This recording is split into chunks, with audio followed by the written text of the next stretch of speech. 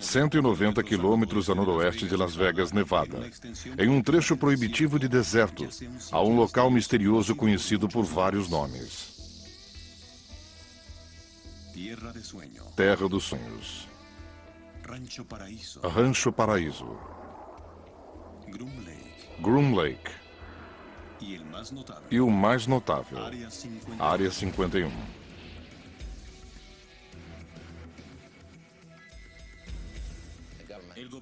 O governo não quer reconhecer que há uma base lá. Mas eu já estive lá. Há uma pista, há prédios, é uma base extremamente secreta. A América sabe sobre a Área 51. Já é um termo familiar. É aqui que o trabalho mais secreto e importante da nação tem sido feito.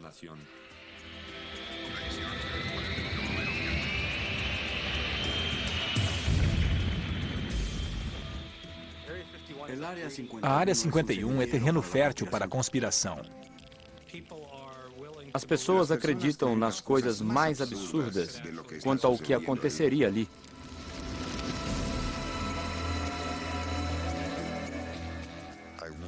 Não acho que o governo poderia ocultar um disco voador que temos desde que eu tinha 1 ano de idade. Não acho mesmo. Há muitos segredos na Área 51. Porém, os mais bem guardados poderiam levar alguns desses oficiais para a prisão. Entrada proibida. Toda a área tem sensores magnéticos e de disparo eletroóptico. Se passar da linha sem autorização, eles atiram em você. Próxima parada, Área 51. Área 51. A verdadeira história.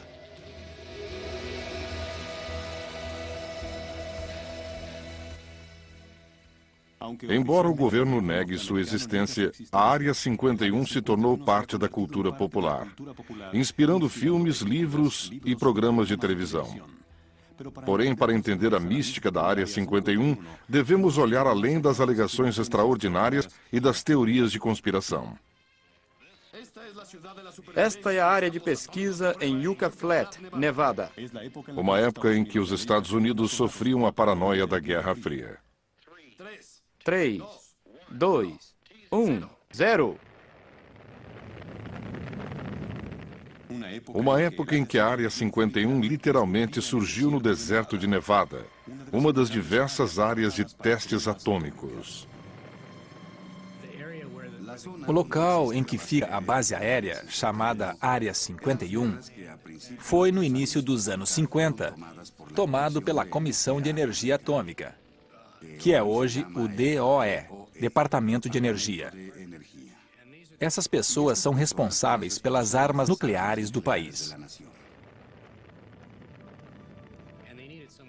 Precisavam de um lugar para testá-las.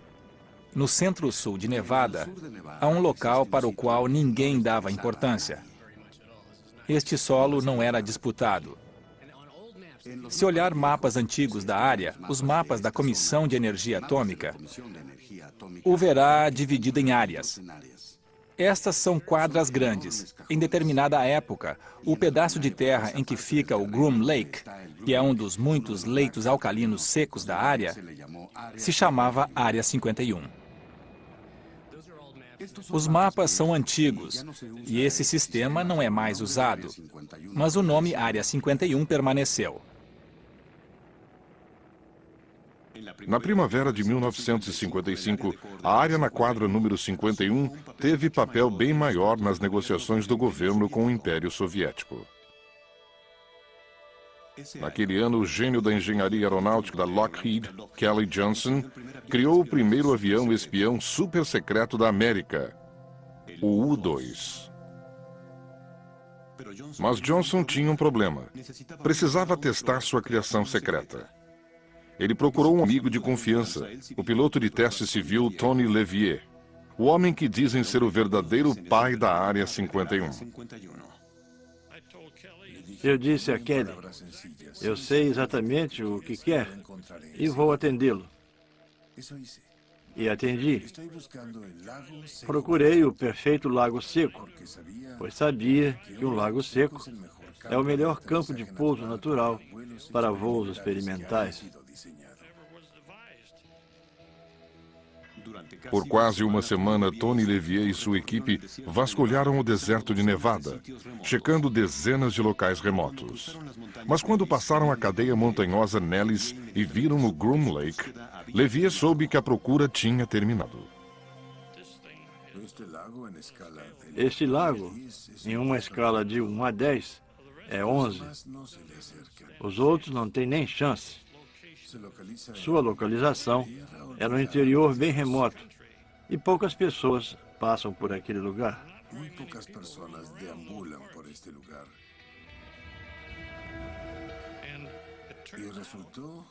Por fim, a CIA, a uns 50 ou 60 quilômetros de nós, tinha toda a estrutura e o equipamento para isso. E disse que construiria uma base para nós. Com isso, a Área 51 tornou-se a instalação militar mais confidencial do governo. Em poucas semanas, Tony Levier se viu ao controle do rebento da Guerra Fria de Kelly Johnson, o avião espião U-2.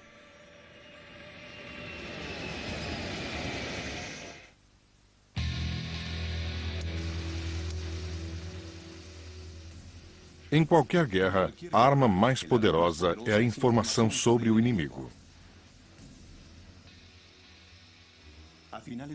No final dos anos 50, o U-2, desenvolvido e testado na Área 51, era a arma secreta americana na Guerra Fria contra a ex-União Soviética. Sabíamos que os russos trabalhavam da forma mais rápida e inteligente possível para fazer bombas nucleares. Mas não tínhamos como observar seu vasto território. Então, a CIA foi ao Lockheed Skunk Works, que era um pequeno e brilhante grupo de engenharia, e disse: podem nos construir algo que voe alto? Trabalhando depressa, fizeram um dos primeiros aviões invencíveis, o U-2. Equipado com câmeras sensíveis ao infravermelho, o U-2 era capaz de gerar imagens aéreas detalhadas das instalações inimigas, a até 80 mil pés de altura, muito além do alcance do radar inimigo. Embora o avião U-2 fosse uma nave espiã, inventaram a história de que era testado no Lago Groom para pesquisa climática a grandes altitudes para o Comitê Nacional de Aeronáutica, NACA, um antecessor da NASA.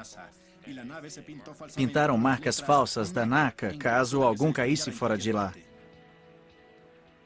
Durante anos, o U-2 fez dezenas de missões clandestinas no total anonimato, trazendo provas fotográficas vitais da instalação militar russa de armas nucleares. Mas em maio de 1960, todo o segredo que cercava o U-2 caiu por terra. O segredo envolvendo o avião U-2 se acabou quando um deles foi parar em um remoto território da Rússia. O piloto Francis Powers fez um voo espetacular. Houve o famoso abate de Francis Gary Powers, e ele foi capturado.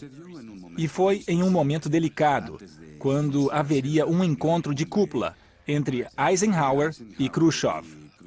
5 dias antes, nosso rapaz cai do céu em um avião não reconhecido, o que criou enorme rebuliço. Caso de espionagem sobre a Rússia. Nas vésperas da conferência com o premier Khrushchev, a notícia de que um avião americano é derrubado em território russo. Os Estados Unidos são acusados de acabar com a conferência antes da hora. Gary Powers foi condenado por espionagem pelo Tribunal Soviético e sentenciado a 10 anos de prisão. Porém, logo foi libertado em troca de um agente soviético em poder dos Estados Unidos.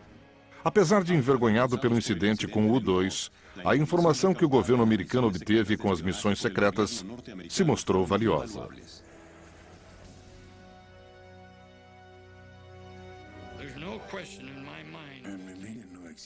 Não tenho dúvidas de que a informação que obtiveram sobre a Rússia evitou uma terceira guerra mundial.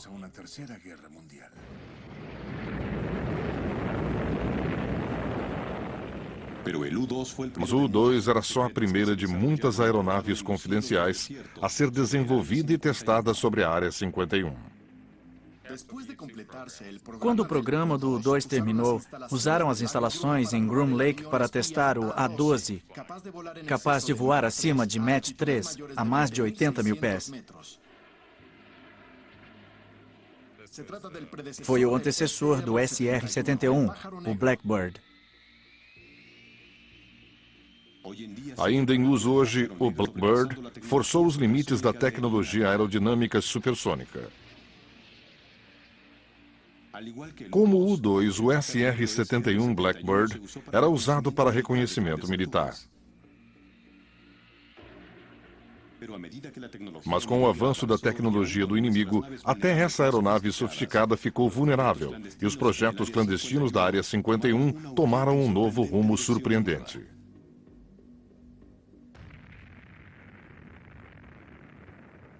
Segundo alguns peritos, um tipo diferente de aeronave estava sendo testada no céu escuro, sobre a Área 51.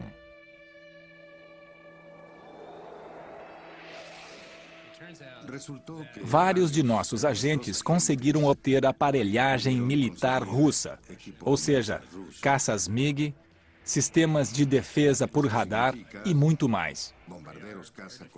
É claro que algumas pessoas de alguns governos e militares por trás da cortina de ferro eram corruptos.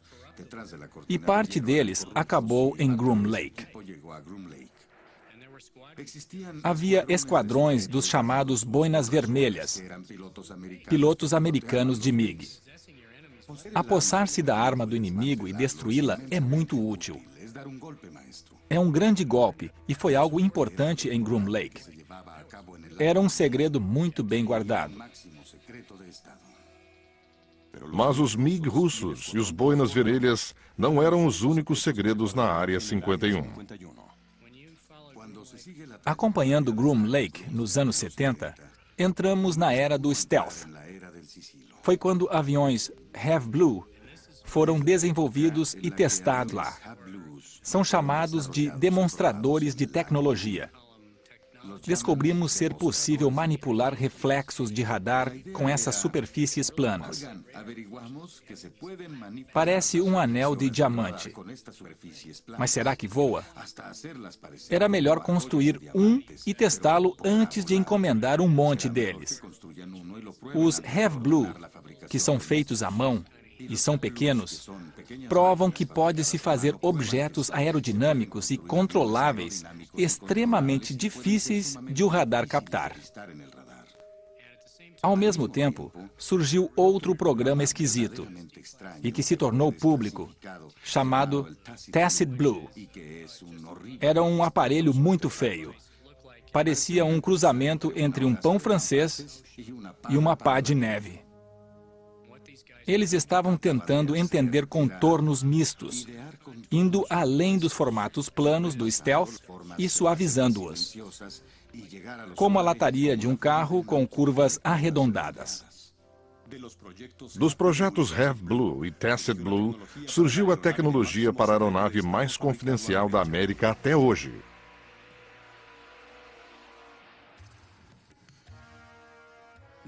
Durante anos, houve relatos de cunhas pretas estranhas perfurando o céu perto de Groom Lake.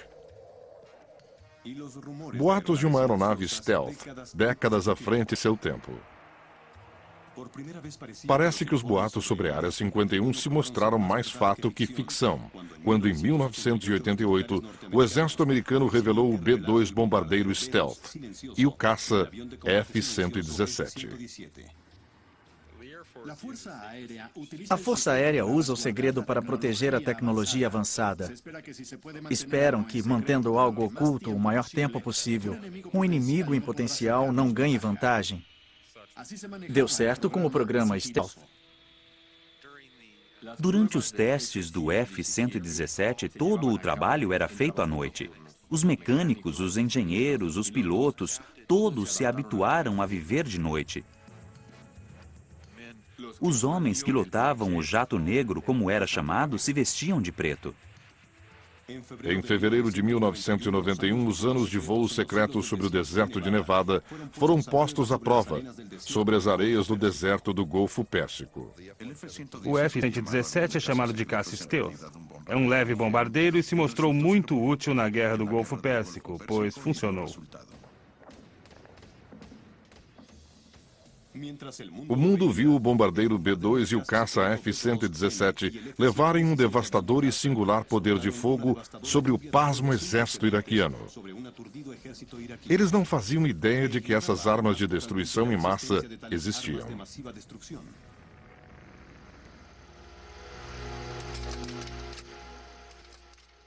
Hoje, os segredos da Área 51 perduram. Há boatos a respeito de uma aeronave hipersônica, altamente secreta, conhecida como Aurora. Aurora é o nome que nós, pesquisadores, damos a aeronaves muito velozes, desenvolvidas e testadas em programas secretos. Embora não haja fotos publicadas do Aurora, não faltam interpretações visuais deste suposto avião espião de alta tecnologia. Com base em uma revolucionária tecnologia de propulsão, dizem que esta aeronave voa a 6 vezes a velocidade do som e pode atacar com extrema precisão. Este é um progresso na tecnologia da aviação. Significa que deu-se um verdadeiro passo rumo ao combate em guerra global.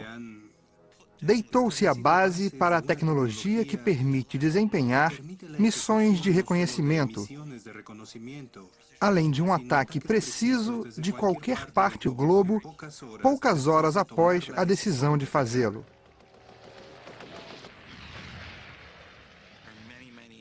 E há muitas indicações de que boa parte da pesquisa e do desenvolvimento aconteceu sob orçamento secreto.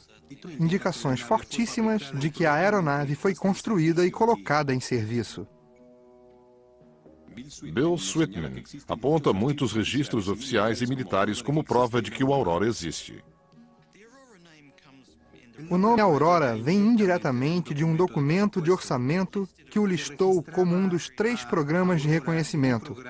Os outros eram o SR-71 e o U-2. Pouco depois, começamos a ver as primeiras evidências físicas do programa de alta velocidade na forma de ressonâncias sônicas inexplicáveis sobre o sul da Califórnia. Elas se pareciam muito umas com as outras e não lembravam o fenômeno que conhecemos de aeronaves supersônicas militares desde os anos 50. Além das estranhas ressonâncias sônicas registradas pelos sismógrafos da Caltech, Sweetman crê que haja outra evidência do Aurora. Vemos uma grande expansão de Groom Lake a partir de 1985 e 86. Há mais prédios erguidos e mais estradas. O comprimento da estrada é proporcional à velocidade de decolagem e pouso. Quando se tem velocidade alta para pouso e decolagem, trata-se de uma aeronave muito veloz. Ao mesmo tempo, houve um drástico aumento de relatos de aeronaves esquisitas e velozes em Groom Lake. Os moradores de Nevada viram um avião estranho. Eles fazem muito barulho ao atravessar o deserto. São explosões sônicas. Os militares podem dizer que não existem, mas existem sim.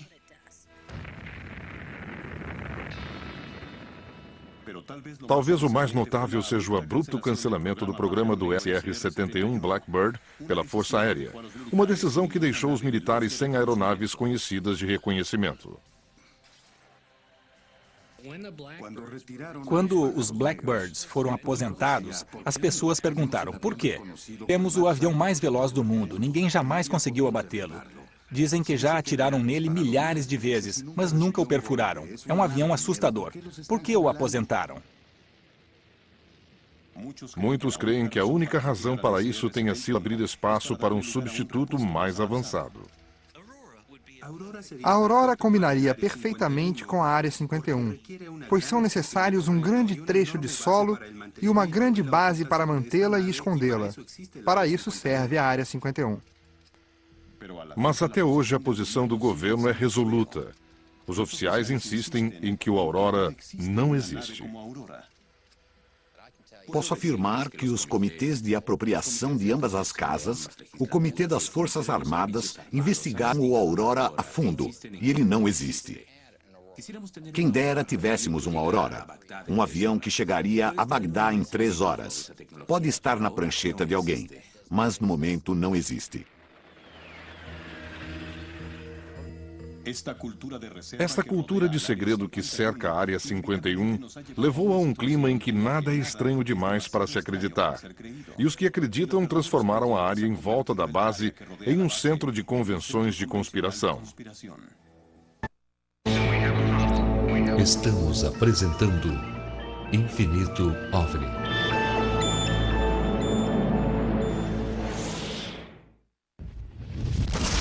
Estrada extraterrestre.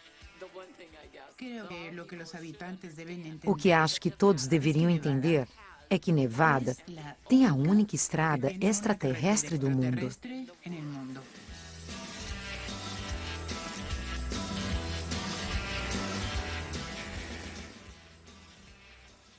Em 1996, o estado de Nevada oficialmente chamou a Rota 375 de Estrada Extraterrestre, devido aos incontáveis relatos de OVNIs por parte dos residentes e visitantes do local.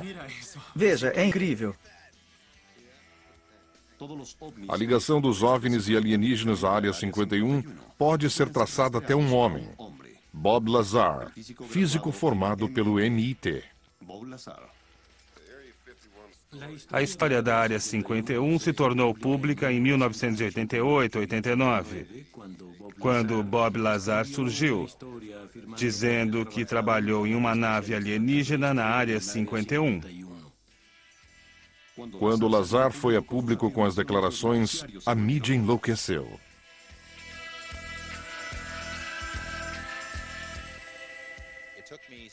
Levei 7 ou 8 meses para convencê-lo a sentar comigo para uma entrevista. E ele finalmente me contou a história mais incrível que já ouvi como jornalista. Que ele trabalhou em uma área chamada S4 ao sul de Groom Lake. Que o local foi construído dentro da encosta de uma montanha para ficar disfarçado. Os hangares eram disfarçados para parecerem parte da montanha. Que dentro da montanha havia 9 hangares. E em cada um deles havia algo parecido com um disco voador. Ele viu um voo noturno para um teste. Na base, ele teve acesso a vários documentos indicando que tinham origem alienígena. Era uma história bastante fantástica. Mas as alegações de Bob Lazar não convenceram a todos. Ele pode ter visto algo que retratou como alienígena, porque talvez não tenha se encaixado na descrição normal do que seria um departamento de defesa ou de energia. Eu já estive lá. Não existem OVNIs. Não existem alienígenas. Não há nada do tipo. Esta é uma instalação confidencial, mas não desse tipo. A história de Bob Lazar pode deixar alguém esquizofrênico. Há muitas evidências de que ele diz a verdade. Mas sinto que nada aconteceu como Lazar disse.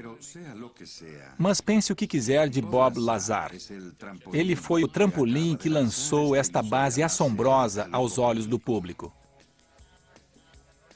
Meses depois, milhares de pessoas foram ao deserto de Nevada em busca de objetos estranhos no céu. O conceito de visita dos seres extraterrestres tornou-se grande parte da cultura popular. Levou centenas, talvez milhares de visitantes a uma área do deserto que seria evitada pela maioria das pessoas sensatas. Esta é Bald Mountain. Do outro lado fica Groom Lake. Não é de surpreender que relatos de OVNIs e criaturas bizarras de outros mundos tenham ficado quase comuns. Estrela brilhante. Venha ver isso. Não, não é. Tem 2 lobos. 2 lobos, um de cada lado. Venha ver. Talvez as pessoas queiram crer que somos visitados por seres de uma civilização mais avançada. Supõe-se que são seres maus. Dizem que vêm de 100 milhões de anos-luz daqui. É um salto no tempo. Foi o que eu vi. É legal. É muito legal. O súbito interesse e influxo de turistas na área ajudou a transformar a cidade de Rachel. Antes um pontinho no mapa, Rachel virou a meca dos crédulos ou incrédulos. As pessoas vêm em busca do sentido da vida. Querem respostas que não encontram em outro lugar. Muitos curiosos se hospedam no Ale Inn para fugir do calor do deserto e trocar histórias de encontros de todo grau. Nosso restaurante ficou conhecido como área de troca de informações. As pessoas podem vir falar sobre o que quiserem. Não serão ridicularizadas pelo que acreditam. Eu avistei os voos rumo a Groom Lake. Certa noite, havia 3 luzes pulsando em um intervalo de 1 segundo e o céu ficou brilhante. Já vi uma nave plástica em forma de disco. Eu nunca vi um disco voador, mas vi uma luz, como esta na minha blusa. Certa noite, voltando de Álamo, vi uma faixa laranja no céu.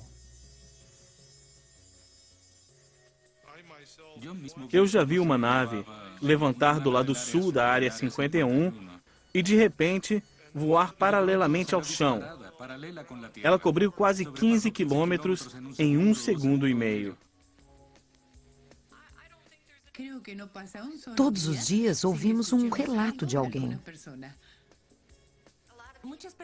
Muita gente já trabalhou na área 51. Dizem que lidaram com seres de outro planeta. E dizem que há mais do que um tipo. Nariz grande, nariz pequeno, cinza, um réptil, um laranja, um azul e os humanoides. Ainda não ouvi uma história completa do que existe naquela colina. Acho que eles não são de origem extraterrestre. Acho que são interdimensionais. É como se alguém girasse um botão e mudasse de frequência, saísse de nossa realidade para outra. Pode ser simples assim. Acho que o pouso será aqui. Por algum motivo, os alienígenas que nos contataram sentem que é o melhor lugar.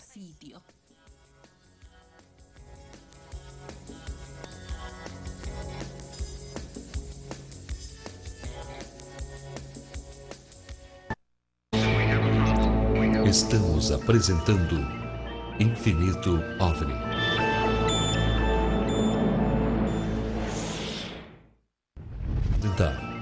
Infinito OVNI.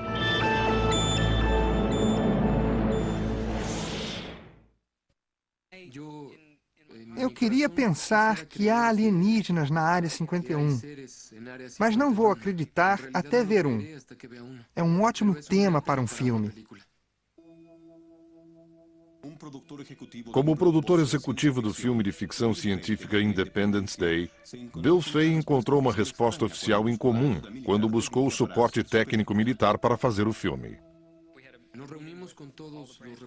Tivemos reuniões com todos os ramos militares e representantes do Departamento de Defesa e nos disseram: gostamos do roteiro.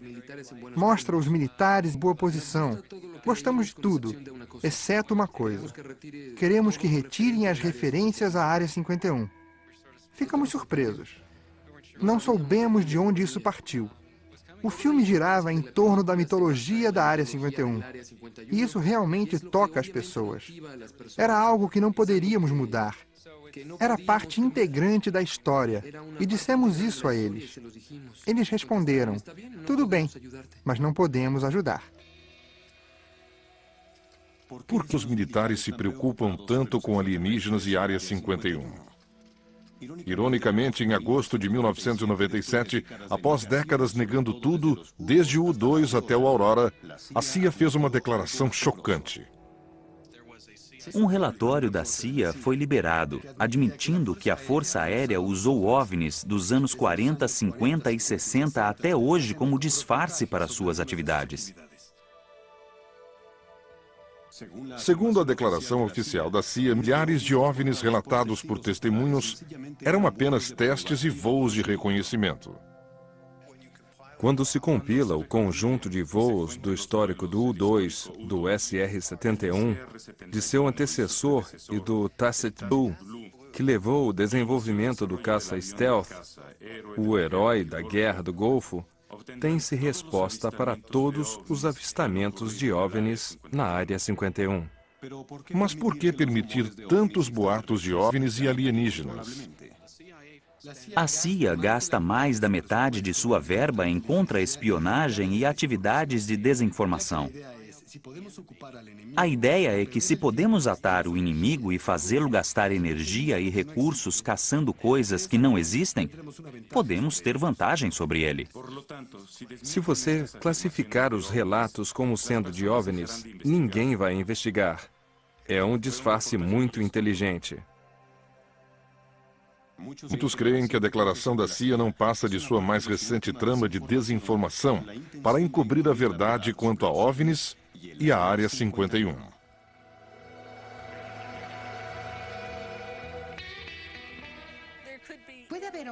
Pode haver alienígenas e pode não haver. A verdade é que há uma grande instalação ali, sem dúvida. Basta olhar na montanha e ver. O que ocorreu na Área 51 foi que, na tentativa de manter o lugar o mais secreto possível, eles o tornaram famoso. Hoje é um nome muito conhecido. Toda essa tensão pôs esta instalação, que já foi insignificante e despretensiosa, no mapa, para quem quiser encontrar. É para onde o governo vai quando quer ficar sozinho, apesar de nossos esforços de investigar e das tentativas de rastrear pessoas que trabalharam lá e viram coisas. Ainda é um lugar secreto. Localizar a instalação secreta parece muito simples. Entrar nela é uma outra história. Não há cerca na área de Groom Lake. Há uma fronteira. Não é bem demarcada, mas definida por estacas especiais. É cercada por montanhas e é muito hostil. Quem vier aqui no verão e não beber alguns litros de água por dia em 2 ou 3 dias, estará morto. Se a mãe natureza não basta para deter o insistente invasor, o sistema de segurança onipresente e de longo alcance consegue. Atrás de mim, agora, há 2 guardas da segurança da base secreta da Área 51. Estão lá em cima nos olhando, vendo tudo o que fazemos. Tem binóculos potentes. Há várias câmeras por controle remoto ao longo desta linha. Toda a área tem sensores magnéticos e sensores eletroóticos. Podem até estar nos ouvindo agora. Naquela área, mesmo em território público, existem sensores de estrada para detectar veículos passando pelos caminhos de terra ao redor da base. Os seguranças sabem quando alguém está se aproximando. Alguns dizem que a tecnologia de segurança é tão avançada que o pessoal da Área 51 pode saber que alguém chega pelo cheiro. Dizem que o perímetro tem sensores sofisticados capazes de distinguir odores emitidos por seres humanos dos de outros animais do deserto.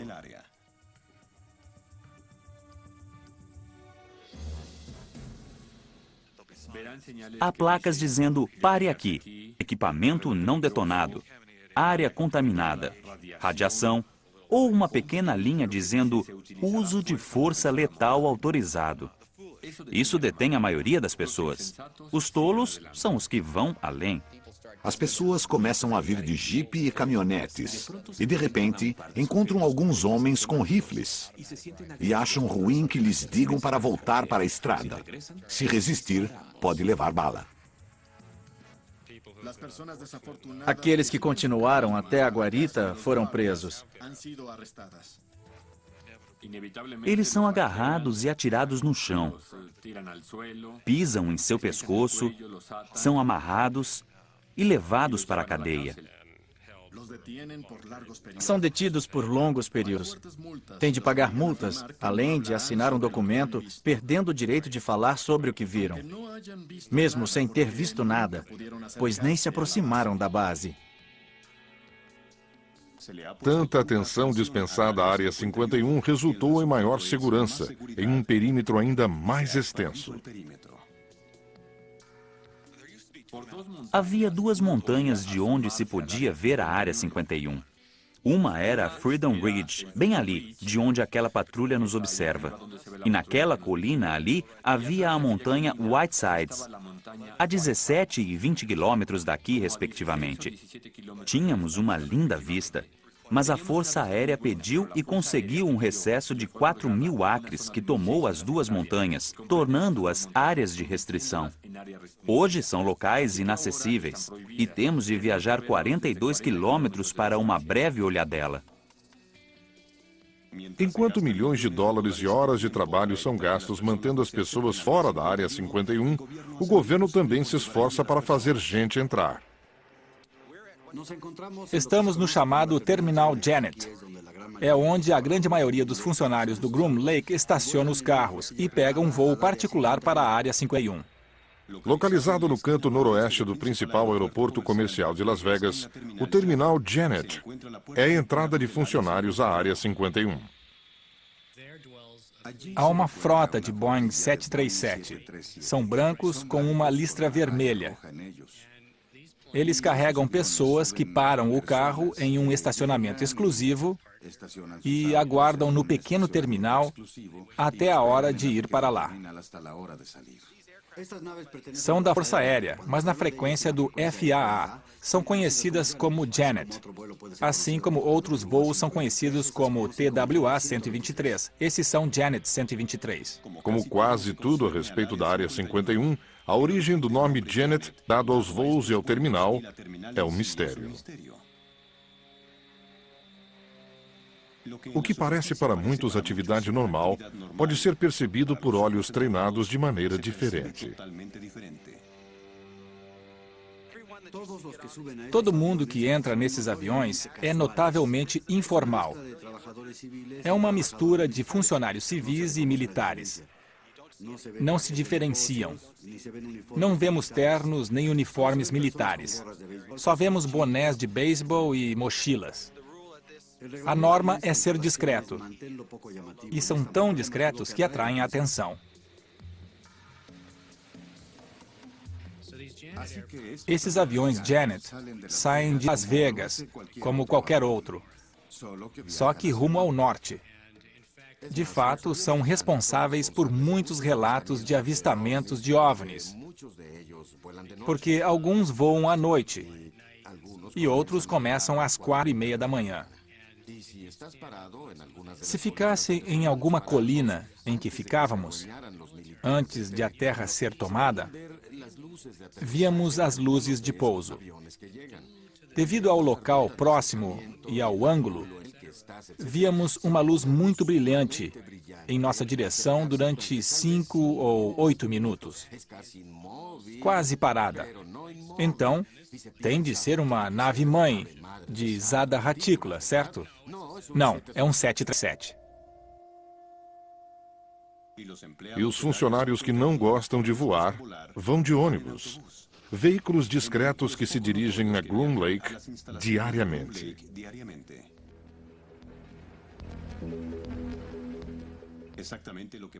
O que acontece exatamente quando os funcionários chegam é um segredo protegido por normas de segurança nacional.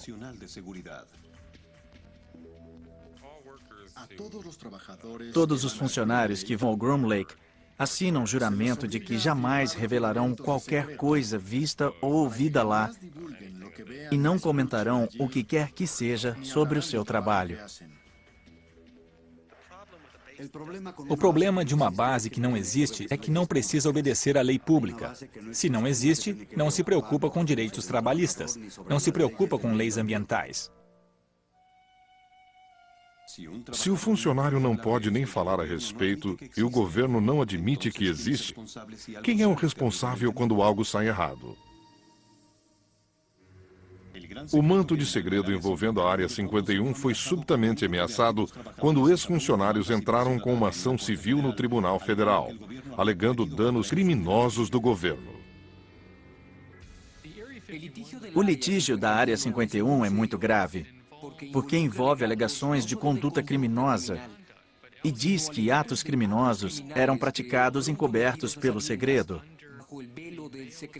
Tais atos criminosos podem ter resultado na morte de 2 pessoas e causado ferimentos em muitos funcionários. No processo, os ex-funcionários alegam que por mais de uma década, de forma secreta e ciente, o governo queimou lixo altamente tóxico na Área 51. O governo decidiu que a Área 51 não existia legal ou oficialmente. Não queriam retirar lixo comum e lixo perigoso desta grande base aérea. Nada do que entrava saía. Quando começaram com aeronaves experimentais e a operar muitos aviões, passaram a produzir lixo perigoso. Então, começaram a queimá-lo, o que é um crime. Era um depósito de lixo perigoso, com um sistema de eliminação deste material ao ar livre. Após trabalhar na Área 51 por vários anos, o metalúrgico Robert Frost adoeceu apresentando muitos sintomas estranhos. Ele começou a ter problemas de pele. Tinha irritações e bolhas que não saravam. Ele procurou vários médicos e ninguém parecia saber o que estava causando aquilo. Apesar da natureza misteriosa e rapidamente progressiva da doença, Frost foi proibido de revelar o que fazia e onde trabalhava. Se lhe perguntassem se ele sabia se foi exposto a algum material, algum produto químico, ele respondia que não sabia, não podia responder.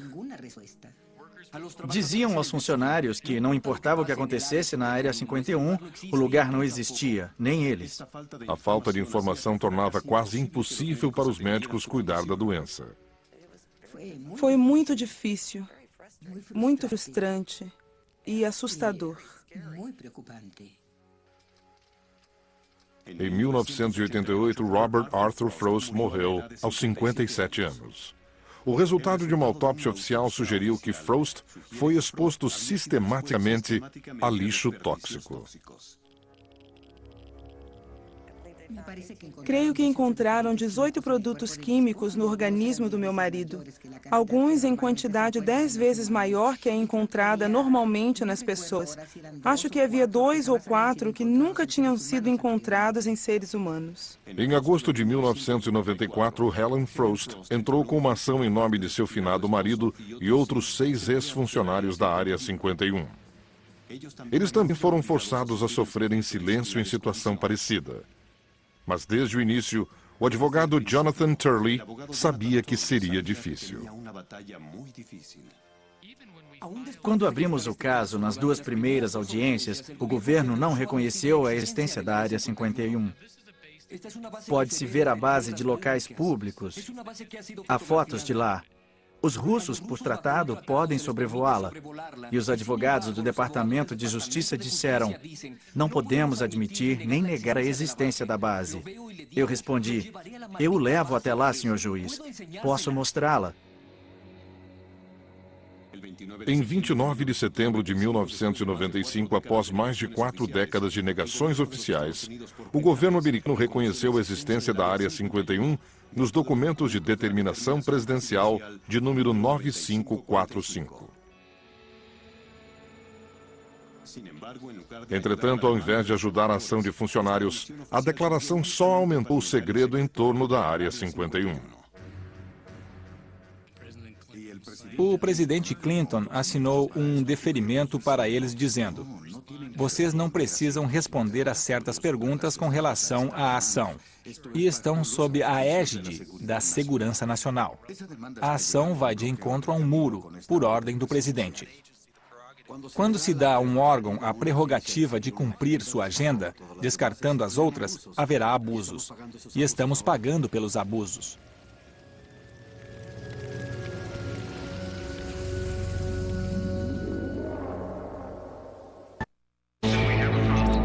Estamos apresentando Infinito OVNI.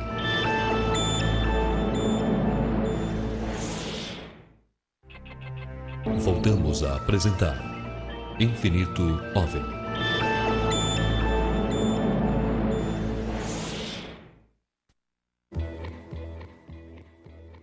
A recente polêmica acerca da Área 51 pode não ser mais discutível. Um artigo escrito por Jim Wilson e publicado na Popular Mechanics chegou a uma surpreendente conclusão. A Área 51 mudou de lugar. A prova da decisão de mudar a Área 51 de lugar é a falta de atividade no local. Os relatos que tínhamos de estranhas luzes no céu começaram a diminuir. O que acontecia lá, claramente, parou de acontecer. Desconfiado da redução de atividade repentina, Wilson decidiu investigar. Foi até a instalação em Groom Lake. Lá encontrou ninguém. Completamente vazia. Segui pela estrada que leva ao leito seco do lago e fui tão longe que cheguei a uma cerca demarcando a área de bombas. Não tinha ninguém. Fui à cidade de Rachel para falar com amigos que me ajudaram em matérias anteriores. Eles não estavam. A partir daí, comecei o trabalho de detetive e fiz perguntas do tipo: para onde levariam uma base? Neste artigo, Wilson diz que os projetos confidenciais, funcionários e equipamentos abrigados em Groom Lake tinham sido transferidos para um complexo de lançamento de mísseis abandonado em Utah e 2 outras instalações militares no Colorado. Segundo Wilson, a mudança se deu por 2 fatores principais. Um deles, contaminação radioativa, resultado de intensos testes nucleares conduzidos durante os anos 40 e 50. Estão descobrindo que, dos testes subterrâneos, muitos materiais vieram à tona por meio da camada de rocha, algo que nunca previram. Houve vezes em que a área teve de ser evacuada por vários dias devido à precipitação radioativa. O local é muito perigoso. Não é seguro conduzir essas operações. O segundo motivo oferecido por Wilson para o abandono da Área 51 é o foco dos projetos militares de alta tecnologia. A Força Aérea dos Estados Unidos subitamente mudou sua missão. Passou de Força Aérea e Espacial para Força Espacial e Aérea. A próxima geração de naves poderá voar no espaço. Para tanto, é preciso uma plataforma diferente de lançamento e de instalações de apoio muito caras de duplicar. Muitas delas já existem nas redondezas de Colorado Springs. Há plataformas de lançamento e uma plataforma de pouso muito segura na base da Força Aérea Michael, que fica no meio de uma área na qual ninguém em sã consciência quer entrar. É onde testam agentes biológicos e de gás asfixiante. A lendária base confidencial foi fechada para sempre. Seus segredos morrerão com ela? Esta última revelação seria apenas outra peça num quebra-cabeça desconjuntado do mito americano da Área 51? Na minha opinião, nunca saberemos o que já aconteceu lá, que dirá o que acontece agora. O governo agiu depressa, vacilou um pouco aqui e ali. De vez em quando, ouve-se, por exemplo, temos uma instalação em Groom Lake, e mais nada. Acho que muito da atenção que cerca a Área 51 seria reduzida se o governo desse um nome à base. Sim, estamos fazendo uns projetos lá e pronto. É a ideia de uma base inexistente, sem nome, que chama a atenção. As pessoas adoram mistérios. Enquanto nos tratarem assim, como se Groom Lake não existisse, a imaginação vai correr solta.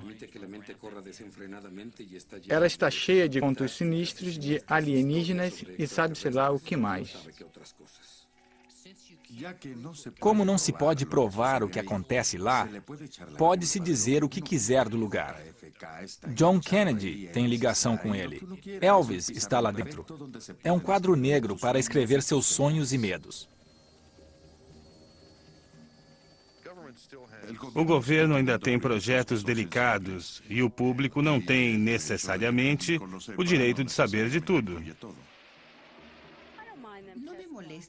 Não me importa que testem a Aurora ou qualquer outra aeronave. São as outras coisas escondidas pelo véu do segredo que me incomodam.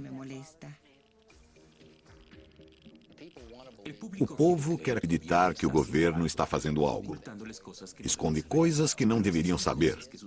Mas há certas coisas que devem ser feitas pela segurança nacional do país. Não queremos privar o povo americano desta informação, e sim outros países do outro lado do oceano. O que acontece lá não é mistério. É um trabalho muito avançado que nosso governo, como nação, está fazendo. É uma das poucas instalações no mundo que é o máximo de progresso para o planeta. Espero que, com mais programas abertos, a natureza da Área 51 seja revelada. Muita gente pode ficar decepcionada quando descobrir a realidade mundana da Área 51. Porém, mundana ou não, uma coisa é certa.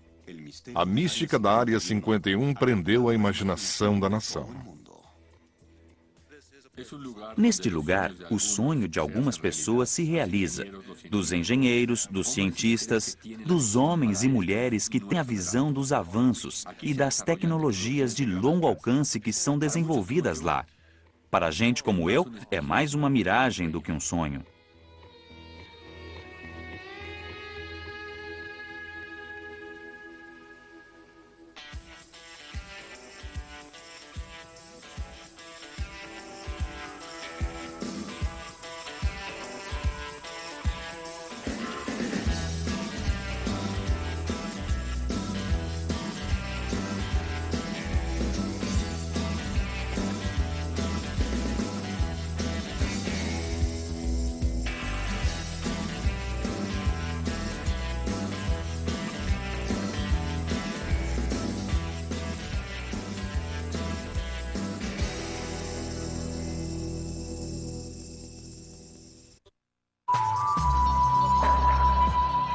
Voltaremos.